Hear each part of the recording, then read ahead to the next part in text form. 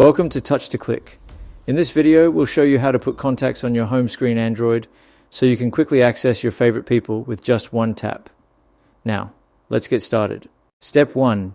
Tap and hold on an empty area of your home screen to open the home screen options, then tap on Widgets.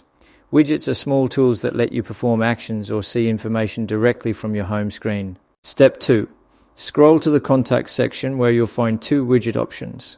Favorite Contact, which shows the contact's name and photo, and Individual Contact, which displays the contact's name and phone number. Choose the one you prefer. Step 3. Select the contact you want to add, and it will appear on your home screen. You can tap the widget to quickly call, text, or edit the contact.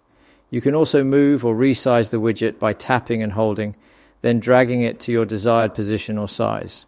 To remove it, tap and hold the widget, then drag it to the Remove button at the top. Thanks for watching, and please subscribe to the channel for more helpful tips.